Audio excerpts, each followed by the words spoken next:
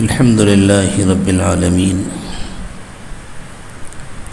والصلاة والسلام على سيدنا محمد سيد الأولين والآخرين وعلى آله وأصحابه أجمعين. أما بعد، فأعوذ بالله من الشيطان الرجيم. بسم الله الرحمن الرحيم. أولم يروا أن الله الذي خلق السماوات والأرض ولم يعي بخلقهن بقادر على أن يحيي الموتى بلى إنه على كل شيء قدير. ويوم يعرض الذين كفروا على النار أليس هذا بالحق قالوا بلى وربنا قال فذوقوا العذاب بما كنتم تكفرون. فاصبر كما صبر أولو العزم من الرسل ولا تستعجل لهم كأنهم يوم يرون ما يوعدون لم يلبثوا إلا ساعة من نهار بلاغ فهل يهلك إلا القوم الفاسقون. سبحان ربك رب العزة عما يصفون وسلام على المرسلين والحمد لله رب العالمين. اللهم صل على سيدنا محمد وعلى آل سيدنا محمد وبارك وسلم. اللهم صل على سيدنا محمد وعلى آل سيدنا محمد وبارك وسلم. اللهم صل على سيدنا محمد وعلى آل سيدنا محمد وبارك وسلم. بالکل شروع میں یہ بات اچھی طرح سمجھ لینی چاہیے کہ شیطانی طاقتوں کو ہم سے دشمنی نہیں ہے، ہمارے ایمان سے دشمنی ہے. وہ یہ چاہتے ہیں کہ ہم ایمان سے دستبردار ہو جائیں، ان کے رنگ میں رنگ جائیں،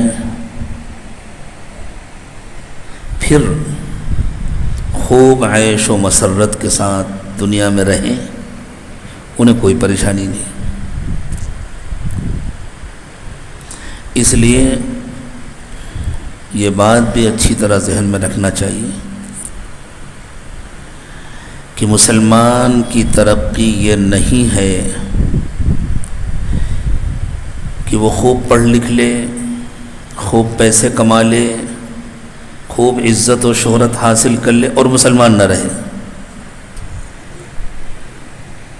یہی تو چاہتی ہیں شیطانی طاقتیں. ہمارے اتنے بچے کامیاب ہو گئے، ہمارے اتنے تاجر کامیاب ہو گئے، ہمارے اتنے لوگوں نے فلاں ڈگری حاصل کر لی، ماشاءاللہ اس پر بڑی خوشیاں منائی جاتی ہیں. اللہ کرے کبھی اس پر بھی غور کیا جائے کہ ان میں سے مسلمان کتنے بچے. ہم یہ نہیں چاہتے کہ امت مسلمہ ترقی نہ کرے. ہماری یہ آرزو ہے، ہماری یہ تمنا ہے کہ امت مسلمہ دنیا کی قیادت کرے، لیکن امت مسلمہ بن کر. ہماری یہ تمنا ہے کہ مسلمان ترقی کرے لیکن مسلمان بن کر. اس لیے سب سے پہلے ضروری ہے کہ ہم مسلمان بنیں. دوسری بات یہ بھی ذہن میں رہے کہ اس دنیا میں جو کچھ بھی ہوتا ہے وہ اللہ کے فیصلے سے ہوتا ہے. اللہ تعالیٰ نے جو نظام بنایا ہے وہ دو طرح کا ہے.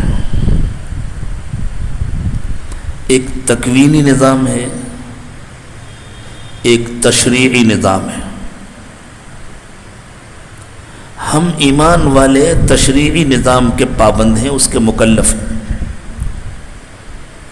اور دنیا میں جو نظام چلتا ہے وہ اللہ کی تکوین کے مطابق چلتا ہے، یعنی اللہ تعالیٰ کی پلاننگ کے مطابق چلتا ہے۔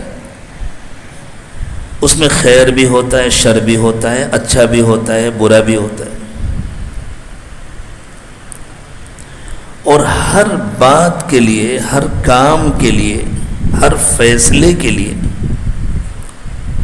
اللہ کے ہاں ایک مدت مقرر ہوتی ہے۔ اس مدت کے گزرنے سے پہلے، اس وقت کے مکمل ہونے سے پہلے اس میں کوئی تبدیلی نہیں کی جا سکتی۔ لا تبدیل لکلمات اللہ، اللہ کے فیصلوں کو کوئی بدل نہیں سکتا۔ ایمان والوں کا کام یہ ہوتا ہے کہ وہ اپنی ذمہ داریاں پوری کرتے ہوئے اللہ کے مقرر کیے ہوئے اس وقت کا انتظار کریں، اس سے پہلے فیصلے نہیں بدلتے۔ جیسے ہر انسان کے لیے اللہ تعالیٰ نے ایک عمر مقرر کی ہے، جب تک وہ عمر پوری نہیں ہو جائے گی اس وقت تک وہ دنیا سے نہیں جائے گا، چاہے لوگ جتنی کوشش کر ڈالیں۔ اور جب وہ عمر پوری ہو جائے گی تو وہ دنیا میں باقی نہیں رہے گا، چاہے بچانے کی جتنی کوششیں کی جائیں۔ تو یہ معاملہ صرف ایک انسان کی زندگی کا نہیں ہے، یہ معاملہ پوری کائنات کا ہے۔ یہ دن کا وقت ہے، یہ دن بھی تو اللہ کی مرضی سے روشن ہوا ہے نا، اس کی روشنی کی بھی ایک عمر اللہ کے ہاں مقرر ہے۔ ابھی سارے لوگ مل کر کے سورج کو ڈبانا چاہیں تو نہیں ڈبا سکتے، اور مغرب کے بعد روکنا چاہیں تو نہیں روک سکتے۔ یہ جو اللہ تعالیٰ کا نظام چل رہا ہے نا، اس کو تکوینی نظام کہتے ہیں۔ ہم نہ اس کو چلانے کے ذمہ دار ہیں، نہ اس کو بدلنے کے ذمہ دار ہیں، لیکن اسی کے ساتھ ساتھ اللہ تعالیٰ نے ہم کو جو احکام دیے ہیں، جو خیر و شر کی تمیز عطا فرمائی ہے، یہ اچھا ہے، یہ برا ہے، یہ کرنا ہے، یہ نہیں کرنا ہے، ہم اس کے پابند ہیں، اس کو تشریعی نظام کہتے ہیں، یعنی شریعت کا نظام آسان لفظوں میں۔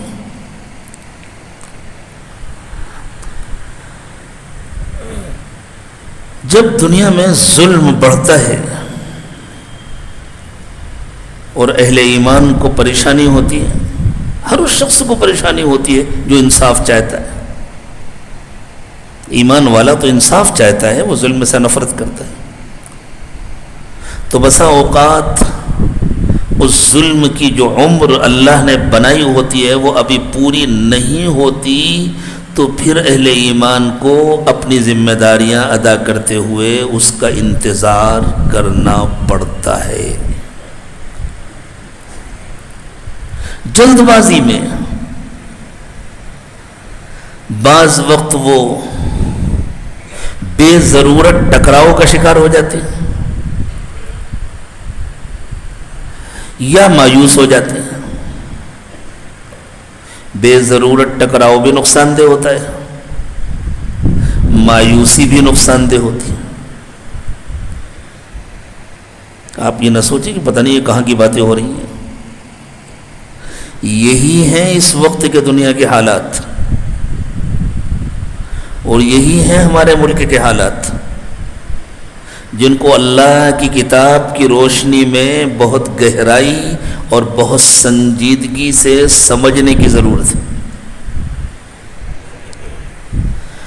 اور ان حالات میں ایمان والے کو کیا کرنا ہے،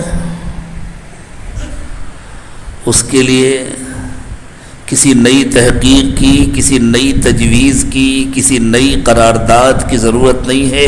جو کچھ کرنا ہے وہ سب کچھ کر کے دکھا گئے ہیں ہمارے آقا رحمت دو عالم سیدنا محمد الرسول اللہ صلی اللہ علیہ وسلم، حضور اکرم صلی اللہ علیہ وسلم کی مبارک زندگی میں، اور آپ سے پہلے انبیاء کرام علیہم الصلاۃ والسلام کی زندگیوں میں وہ سارے فارمولے موجود ہیں جو ہمارے لیے ضروری ہیں۔ سب سے پہلی بات جو اس وقت ہمارے کرنے کی ہے وہ یہ ہے کہ ہم مسلمان بن جائیں۔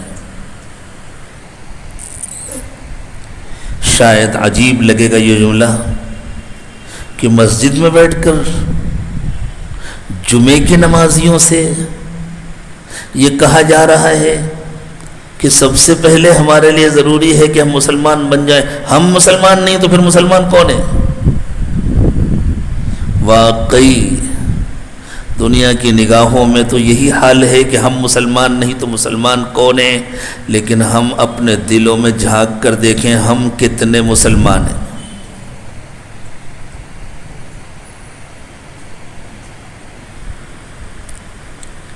ہم کتنے مرعوب ہیں دوسروں سے۔ مسلمان کسے کہتے ہیں؟ لفظ مسلمان بہت گرتا پڑتا سنبھلتا بگڑتا ہمارے ملک تک پہنچا ہے اور ٹوٹ پھوٹ کے بعد مسلمان بنا ہے۔ جیسے ہم لوگ ہیں، جو حال ہمارا ہے وہی حال ہمارے نام کا ہے۔ جتنے بگڑے ہوئے ہم ہیں اتنا ہی بگڑا ہوا ہمارا نام ہے۔ یہ جو مسلمان ہے یہ بہت بگڑا ہوا لفظ، اصل میں یہ عربی کا لفظ ہے مسلم۔ میں اس کی پوری تاریخ نہیں بتلاؤں گا کہ یہ مسلم سے مسلمان کیسے ہوا، میں کئی مرتبہ اس کو تفصیل سے عرض کر چکا ہوں، وہ باتیں ریکارڈ میں بھی ہوں گی۔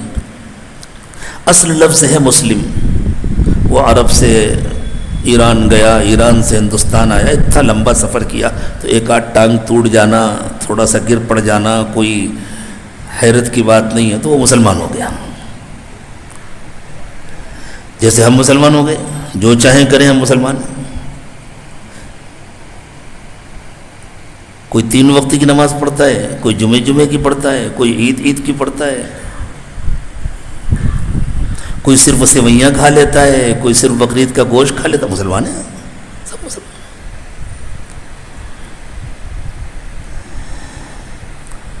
یہ جو لفظ ہے مسلم، اس کا مادہ اشتقاق ہے اسلام، اور اسلام کے معنی ہیں اپنے کو سپرد کر دینا، اپنے کو دے دینا۔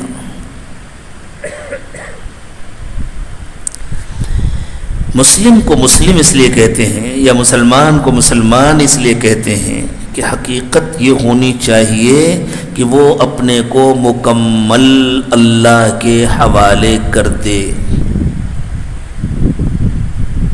ہم اپنا جائزہ لیں، ہم نے آج تک اپنے کو 100% اللہ کے حوالے کیا ہے؟ جو اپنے کو 100% اللہ کے حوالے کر دیتا ہے، اللہ تعالیٰ اس کو بتلاتے ہیں اب تمہیں زندگی ہماری مرضی کی گزارنی ہے، ہماری پسند کی زندگی گزارنی ہے۔ اب تم کو اپنی زندگی کا اپنی مرضی سے کوئی فیصلہ نہیں کرنا ہے، اب تمہارے اوپر ہماری مرضی چلے گی۔ اللہ کی مرضی کیسے چلے گی؟ اللہ کی پسندیدہ زندگی کیا ہے؟ بندہ اللہ کی تو نقل نہیں کر سکتا۔ ہمیں کھانا ہے، کیسے کھائیں؟ اللہ تو کھاتے نہیں، وَهُوَ يُطْعِمُ وَلَا يُطْعَمُ، اللہ کھلاتے ہیں خود کھاتے نہیں۔ ہمیں کپڑے پہننا ہے، کیسے پہنے؟ اللہ تو پہنتے نہیں۔ ہمیں آرام کرنا ہے، کیسے کریں؟ اللہ تو آرام کرتے نہیں۔ لا تأخذہ سنۃ ولا نوم، نہ اللہ کو نیند آتی ہے نہ اونگ آتی ہے۔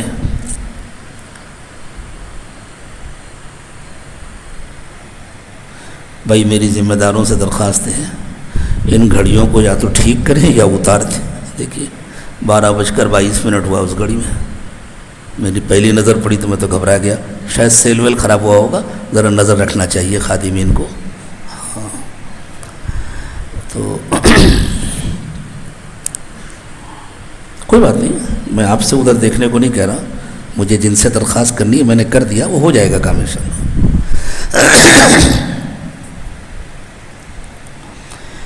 تو اللہ تعالیٰ تو آرام کرتے نہیں، پھر ہم کیسے آرام کریں؟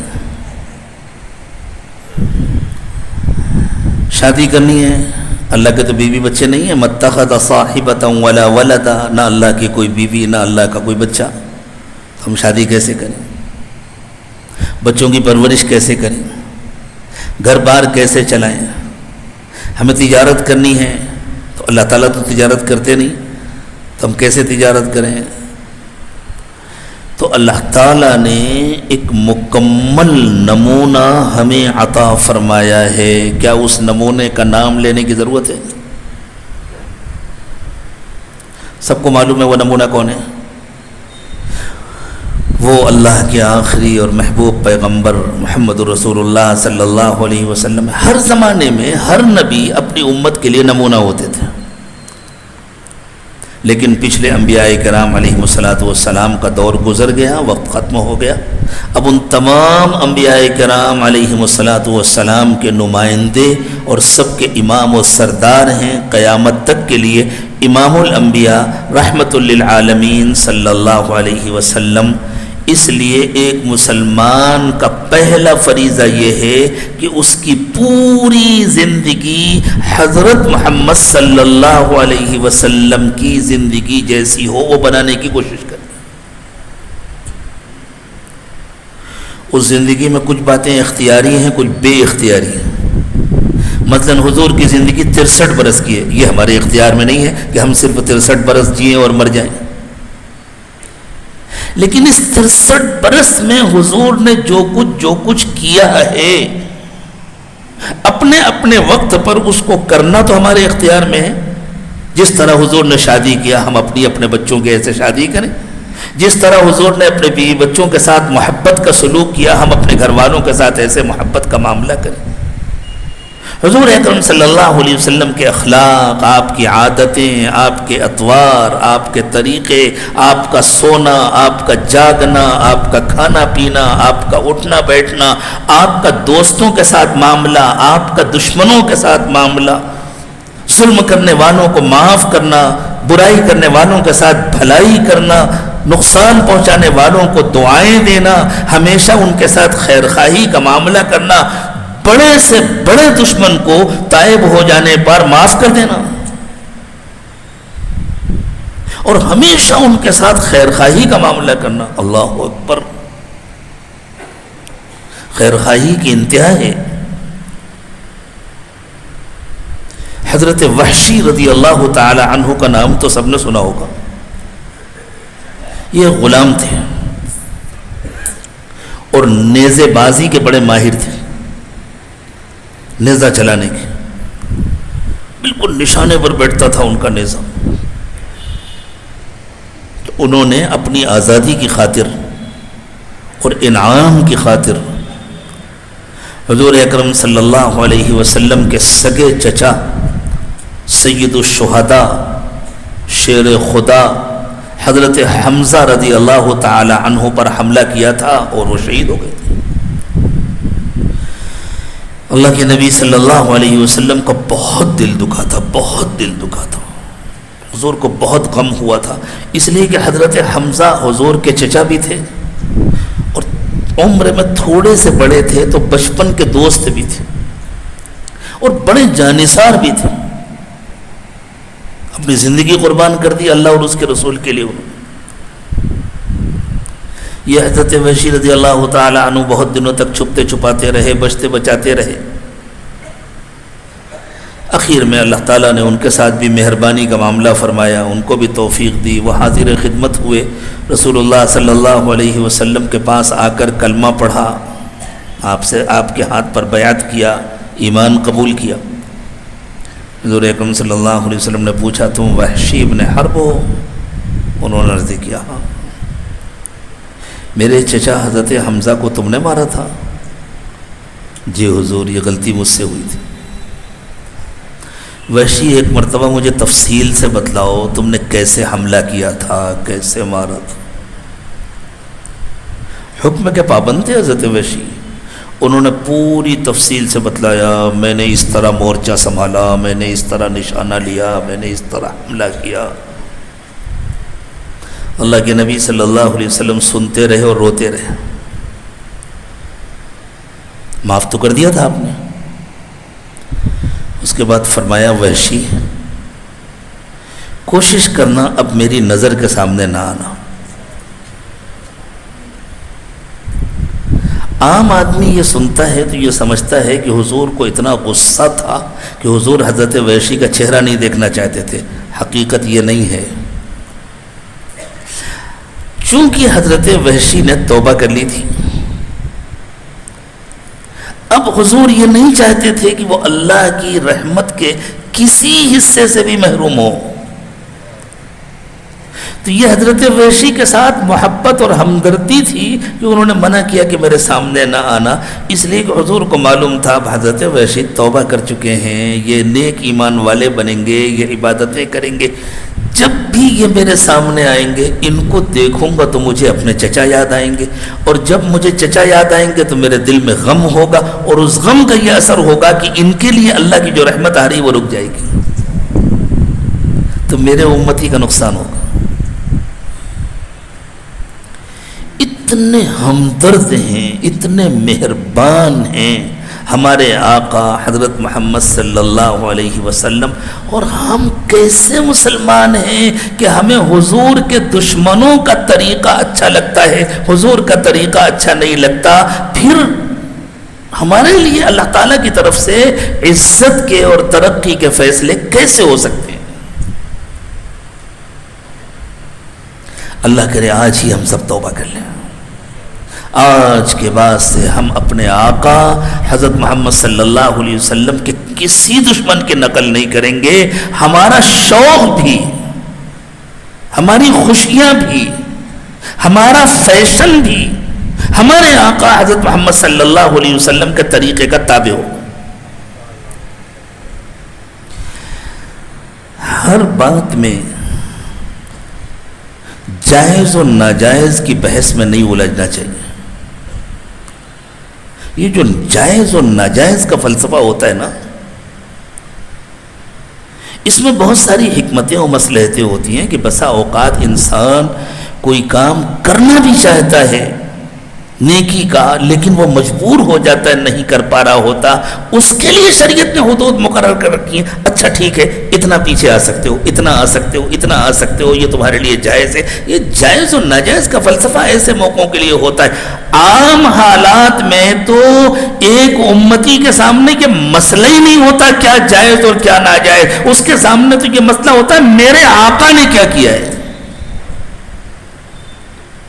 اور ہم اپنی زندگی میں دیکھ لیں، ہم اپنی روزمرہ کی زندگی میں دیکھ لیں کہ ہم جو کچھ کرتے ہیں وہ سب فرض ہوتا ہے کیا؟ جن سے ہم کو محبت ہوتی ہے، جن سے دل لگا ہوتا ہے، ان کی خاطر ہم اپنے کو کتنی جلدی بدلتے ہیں اور کتنی مرتبہ بدلتے ہیں۔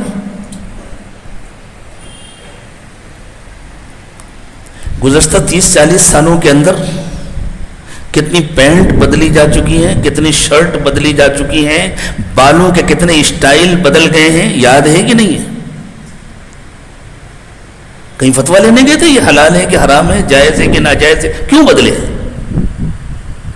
جن سے محبت ہے وہ بدلے تو پیچھے پیچھے دوڑنے والے بدل گئے۔ یہ حقیقت ہے یا نہیں؟ یہ کسی پر طنز نہیں کیا جا رہا،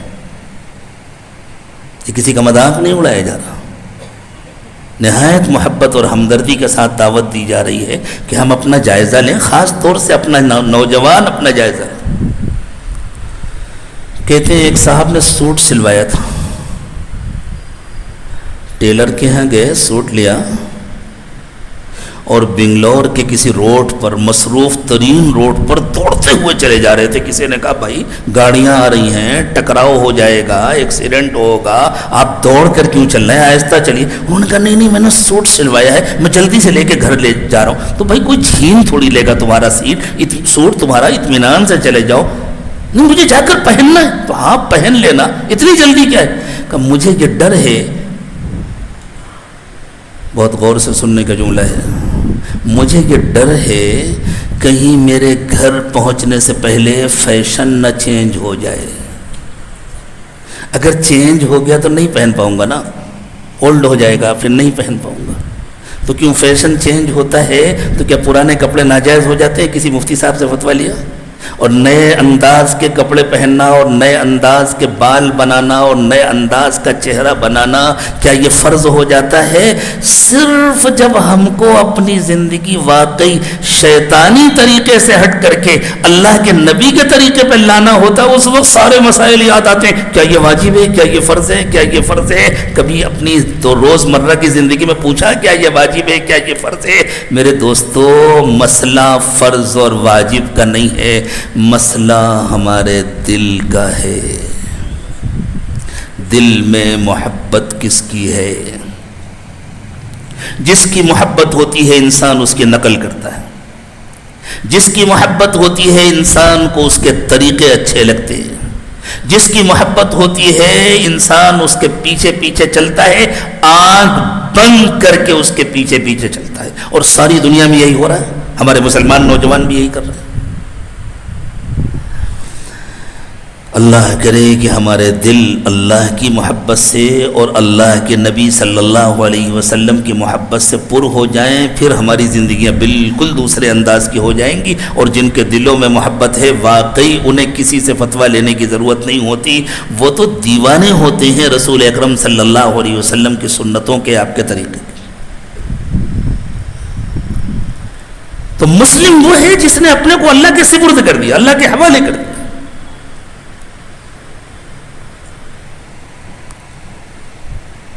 اس مجمع میں بڑی تعداد میں تاجر حضرات ہوں گے.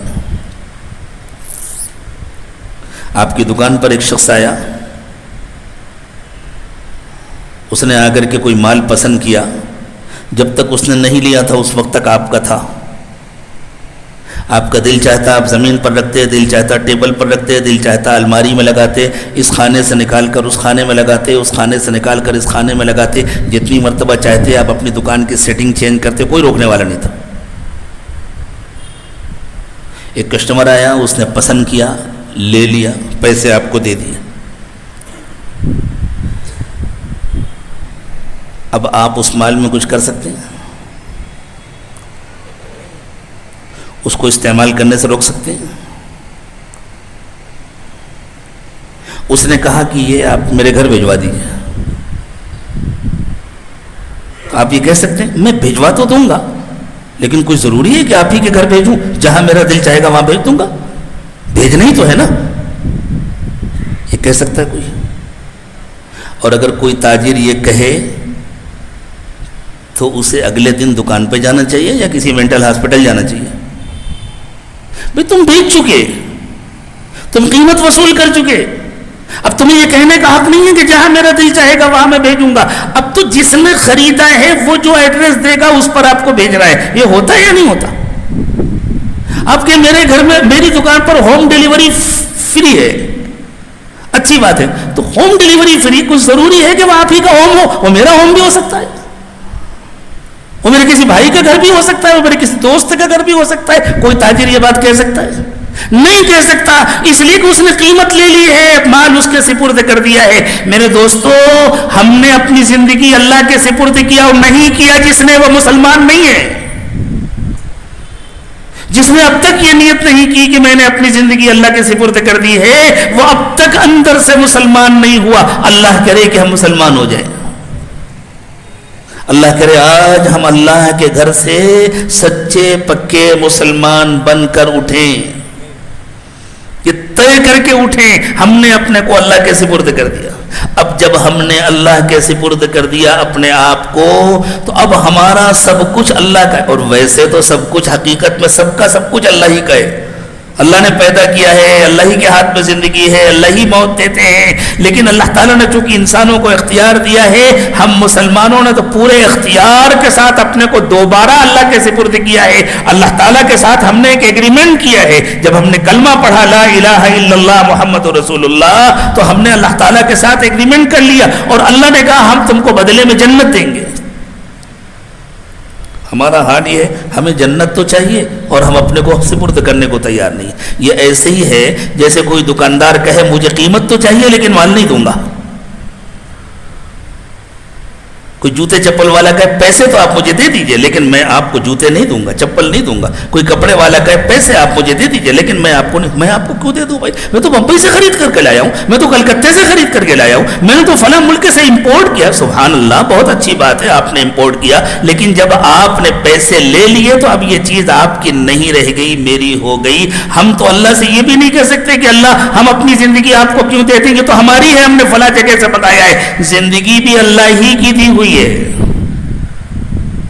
اور پھر اللہ کہتے ہیں اب اپنے اختیار سے میرے حوالے کرو اور مجھ سے بدلہ لو. اس لیے میرے دوستو بہت اچھی طرح یاد رکھنے کی بات ہے، ہم اپنے شوق میں بھی آزاد نہیں ہیں، ہم اپنے فیشن میں بھی آزاد نہیں ہیں. اگر ہم چاہتے ہیں کہ دنیا میں عزت کی زندگی گزاریں، اگر ہم چاہتے ہیں کہ اللہ ہم سے راضی ہو، اور اگر ہم چاہتے ہیں کہ ہم کو اللہ کی مدد حاصل ہو، اور اگر ہم چاہتے ہیں کہ ہمیں وہ مقام ملے جو اللہ تعالیٰ نے ایمان والوں کے لیے طے کیا ہے، تو پھر ہمیں یہ سمجھنا پڑے گا، اس حقیقت کو تسلیم کرنا پڑے گا، ہم اپنے کسی عمل میں آزاد نہیں ہیں، ہم اپنے ہر عمل میں پابند ہیں. ہم غلام ہیں، غلام، اور پیدا ہوئے ہیں دنیا میں غلامی کے لیے. ہر انسان دنیا میں غلامی کے لیے پیدا ہوا ہے تاکہ وہ اللہ کا غلام بن کر رہے، اللہ کا بندہ بن کر رہے. ہم نے تو اللہ تعالیٰ سے اقرار بھی کیا ہے کہ ہم آپ کی بندگی کریں گے.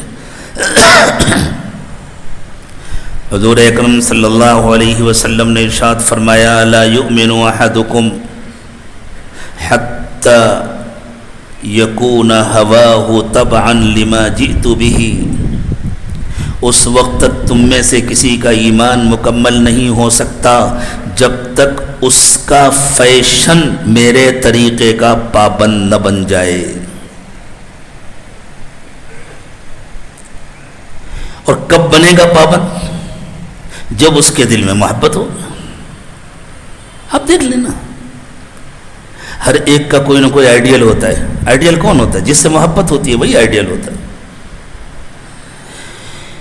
کوئی کرکٹ اسٹار کسی کا آئیڈیل ہے، کوئی فلم اسٹار کسی کا آئیڈیل ہے، کوئی لیڈر کسی کا آئیڈیل ہے، کوئی قوم کسی کے آئیڈیل ہے، کوئی سماج کسی کا آئیڈیل ہے. جس سے محبت ہوتی ہے وہ آئیڈیل ہوتا ہے، اور اس کی نقل کرنے کے لیے اسے کسی دلیل کی ضرورت نہیں ہوتی. محبت اس سے سب کچھ کراتی ہے. اللہ کے رسول صلی اللہ علیہ وسلم نے ارشاد فرمایا لا یؤمن احدکم حتی اکون احب الیہ من والدہ وولدہ والناس اجمعین. تم میں سے کسی کا ایمان مکمل نہیں ہو سکتا، دوسرے لفظوں میں کہیں آسان لفظوں میں، تم میں سے کوئی سچا مسلمان نہیں ہو سکتا اس وقت تک. اللہ کانپ جانا چاہیے ہمیں. اللہ کے رسول آپ کیا بتانے جا رہے ہیں؟ جس کو کیے بغیر ہم میں سے کوئی سچا مسلمان نہیں ہو سکتا. ہمیں بتلا دیجئے، ہم اب بھی اس پر عمل کریں گے. ہم سب طے کریں انشاءاللہ. آگے اللہ کے رسول صلی اللہ علیہ وسلم جو بتلا رہے ہیں ہم ابھی اس پر عمل کریں گے تاکہ ہم سچے مسلمان بن جائیں. فرمایا تم میں سے کوئی اس وقت تک سچا مسلمان نہیں ہو سکتا جب تک سب سے زیادہ اس کے دل میں میری محبت نہ ہو. اور جب میری محبت سب سے زیادہ ہوگی تو پھر تو اس کی زندگی میں میرے طریقے خود بخود آ جائیں گے. میرے کسی دشمن کا طریقہ اسے کبھی پسند نہیں آ سکتا، کبھی پسند نہیں آ سکتا. اب اس کے بعد مسلمان بن جانے کے بعد پھر جب انشاءاللہ ہمارے بچے محنت کریں گے تعلیم میں، تجارت میں، اعلیٰ عہدوں پر پہنچنے کے لیے، اعلیٰ مناصب پر پہنچنے کے لیے، تو پھر وہ جہاں جائیں گے مسلمان بن کر جائیں گے. ان کے ذریعے انشاءاللہ مسلمانوں کی ترقی ہوگی، ورنہ ایک انسانی سماج کی ترقی ہوگی. اور انسانی سماج بہت سارے ہیں، ایک اور سماج کا اضافہ ہو جائے. اس کے بعد بھی یہ بات سمجھیے کہ حالات ایک دن میں نہیں بدلا کرتے، ایک دم سے نہیں بدلا کرتے. اللہ تعالیٰ دنیا میں سب کو پورا پورا موقع دیتے ہیں. پورا موقع دیتے ہیں، حتیٰ کہ ظالموں کو بھی پورا موقع دیتے ہیں کہ جتنا انہیں جو کچھ کرنا ہے کر لیں، توبہ کرنا ہے تو توبہ کر لیں، ورنہ اپنے ظلم کے آخری کنارے تک پہنچ جائیں۔ ناانصافی کرنے والوں کو بھی موقع دیتے ہیں کہ یا تو وہ توبہ کر لیں یا آخری کنارے تک پہنچ جائیں، اس سے پہلے اللہ تعالیٰ پکڑ نہیں کرتے۔ اس لیے اللہ تعالیٰ نے ایمان والوں کو یہ حکم دیا رسول اکرم صلی اللہ علیہ وسلم کے واسطے سے، حضور اکرم صلی اللہ علیہ وسلم کو حکم دیا، اور چونکہ نبی اکرم صلی اللہ علیہ وسلم خاتم النبیین ہیں، آپ نے جو کچھ تعلیمات دی ہیں وہ قیامت تک کے لیے ہیں۔ آپ کو اللہ تعالیٰ نے جو تعلیمات دی ہیں وہ آپ کے واسطے سے امت کو ملی ہیں اور قیامت تک کے لیے ملی ہیں، تو اللہ تعالیٰ نے اپنے نبی صلی اللہ علیہ وسلم کے واسطے سے ایمان والوں کو یہ سمجھایا ہے کہ دیکھو تم اپنا کام کرو، تم اپنی زندگی درست کرو، تم اپنے آپ کو 100% اللہ کے حوالے کرو، تم اپنے شوق بدلو، تم اپنے فیشن بدلو، تم اپنے دل میں اللہ اور اس کے رسول کی محبت پیدا کرو، اور اس محبت کو بڑھانے والے جو اعمال ہیں ان کو کرو۔ جن لوگوں کی صحبت میں بیٹھ کر کے، جن سے تعلق جوڑ کر کے، جس ماحول میں جا کر کے، جن کتابوں کو پڑھ کر کے، جس لٹریچر کو پڑھ کر کے اللہ اور اس کے رسول کی محبت میں اضافہ ہوتا ہے، اس لٹریچر کو پڑھو، اللہ کے ایسے بندوں سے رشتہ جوڑو، ایسے لوگوں کے ساتھ اٹھو بیٹھو، ایسے لوگوں سے اپنے تعلقات مضبوط کرو، اللہ کو خوب کثرت سے یاد کرو، جس کو یاد کیا جاتا ہے اس کی محبت دل میں پڑتی ہے۔ یہ سب کرنے کے ساتھ ساتھ تم اپنے کام میں لگے رہو، وقت کا انتظار کرو۔ ظالموں کو سزا دینے کے لیے ہم نے جو وقت مقرر کیا ہوا ہے، ہم اس وقت کے آنے سے پہلے ان کو سزا نہ دیں گے، اس وقت تک تمہیں انتظار کرنا پڑے گا، جلد بازی سے کچھ نہیں ہوگا۔ پھر سے سمجھ لیجئے کہ اس وقت جو دنیا کے حالات ہیں ان میں ہمارے کرنے کے دو کام ہیں، اپنے کو ٹھیک کرنا، اپنی ذمہ داریوں کو پورا کرنا، انسانوں کے ساتھ محبت کا اور ہمدردی کا سلوک کرنا، انسانوں کے کام آنا، ان کی خدمت کرنا، اور اللہ کے فیصلوں کے لیے جو وقت مقرر ہے اس وقت کا انتظار کرنا۔ اللہ کے لیے کچھ مشکل نہیں ہے، اللہ تعالیٰ چاہیں زیر و زبر کر دیں، اللہ تعالیٰ چاہیں مردوں کو کھڑا کر دیں۔ اللہ نے ارشاد فرمایا، کیا لوگوں نے یہ نہیں دیکھا کہ وہ اللہ جس نے آسمانوں کو بنایا، زمین کو بنایا، اور اتنی بڑی کائنات کو بنانے سے اللہ کو کوئی تھکان بھی نہیں ہوا، کوئی تکان نہیں ہوا، کوئی تھکن نہیں ہوئی؟ کیا وہ اللہ اس بات پر قادر نہیں ہے کہ مردوں کو دوبارہ زندہ کر دے؟ اللہ سب کو اٹھائیں گے، سب کا حساب لیں گے، چاہیں گے تو ظالموں کو دنیا میں سزا دیں گے، ورنہ دنیا ہے کئی دن کی، آخرت میں تو ضرور سزا دیں گے۔ بلا انہ علی کل شیء قدیر، بالکل اللہ جو چاہیں وہ کر سکتے ہیں۔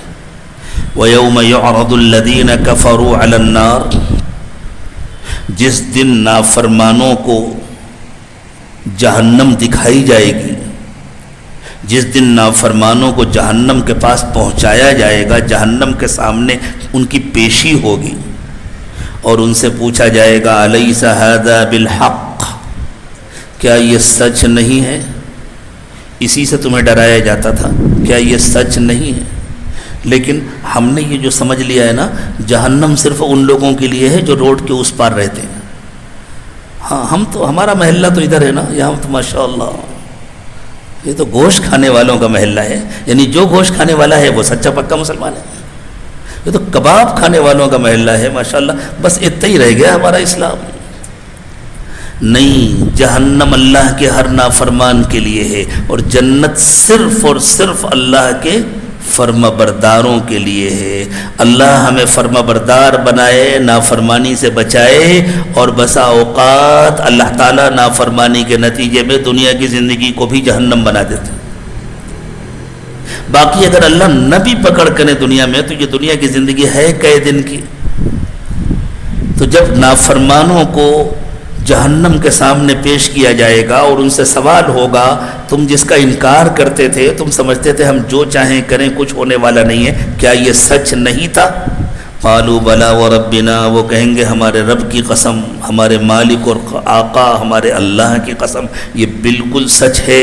قال فذوقوا العذاب بما کنتم تکفرون، تو اللہ کی طرف سے کہا جائے گا تم بہت انکار کر چکے، بہت نافرمانیاں کر چکے، اب عذاب چکھو۔ لیکن کب ہوگا یہ؟ کتنے دن کے بعد ہوگا؟ ہم تو چاہتے ہیں بس ابھی ہو جائے. ہم صبح قنوت نازلہ پڑھیں اور شام تک ایک لسٹ دے دیں اللہ تعالیٰ کو کہ اللہ یہ ملک ہیں، ان کو آج ختم کر دیجئے، کل کا کام کل بتلائیں گے آپ کو. یہی چاہتے ہیں. اور پھر انتظار کرتے ہیں کہ صبح ہم نے بد دعا کی تھی، اب تک تو امریکہ پر کوئی عذاب نہیں آیا اور فرانس پر کوئی عذاب نہیں آیا اور برطانیہ تباہ نہیں ہوا. اگر اتنی جلدی عذاب آیا کرتا تو ہم بھی تباہ ہو گئے ہوتے، اس لیے کہ ہم بھی تو نافرمانیاں کرتے ہیں. ہم بھی ہماری تنہائیاں بھی کتنی گناہوں سے پر ہوتی ہیں. اگر اتنی جلدی اللہ عذاب دیا کرتے تو ہم کہاں بچتے ہیں؟ یہ تو اللہ کا کرم ہے کہ اللہ عذاب دینے میں جلدی نہیں کرتے. تو اللہ تعالیٰ نے اپنے نبی صلی اللہ علیہ وسلم سے فرمایا فاصبر کما صبر اولو العزم من الرسل. انتظار کیجئے، صبر کیجئے، انتظار کیجئے جس طرح آپ سے پہلے والے عالی مقام انبیاء کرام علیہم الصلاۃ نے انتظار کیا. اور حضور اکرم صلی اللہ علیہ وسلم کے واسطے سے قیامت تک کے لیے تمام امتیوں کو حکم دیا جا رہا ہے انتظار کرو، انتظار، اللہ کے فیصلوں کا انتظار کرو. ولا تستعجل لهم، جلدی مت کرو. جب قیامت آئے گی، جب اللہ کا وعدہ آئے گا، کأنہم یوم یرون ما یوعدون لم یلبثوا الا ساعۃ من نہار، جب اللہ کا وعدہ پورا ہوگا تو ان نافرمانوں کو ایسا لگے گا کہ ایک دن بھی دنیا میں رہ کر کے نہیں آئے، شاید ایک دن کا کوئی ایک حصہ گزار کر آئے. فہل بلاغ، یہ پیغام ہے جو دے دیا گیا. ان کو بھی دے دیا گیا جو نافرمانی کر رہے ہیں مسلسل، اور ان کو بھی دے دیا گیا جو اللہ کا کہنا ماننے کا دعویٰ کر رہے ہیں. سب کو پیغام مل گیا، ہمیں بھی پیغام مل گیا. پہلے خود اپنے کو ٹھیک کرو، اپنے گھر کو ٹھیک کرو، اپنے معاشرے کو ٹھیک کرو، اپنے سماج کو ٹھیک کرو، اور پھر اپنی ذمہ داریوں کو پورا کرو، اپنا کام کرو اور انتظار کرو. ایمان والوں کو بھی پیغام دے دیا گیا اور نافرمانوں کو بھی پیغام دے دیا گیا کہ تم اللہ کی پکڑ سے بچ نہیں سکتے. ایک ہی راستہ ہے بچنے کا کہ تم توبہ کر لو اور واپس آ جاؤ. بلاغ، پیغام دے دیا گیا. فَهَلْ يُهْلَكُ إِلَّا الْقَوْمُ الْفَاسِقُونَ.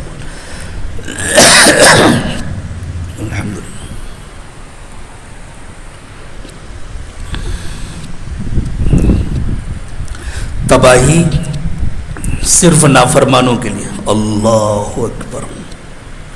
حیرت ہوتی ہے قرآن پاک کی بلاغت پر اور قرآن کے معجزانہ انداز پر حیرت ہوتی ہے.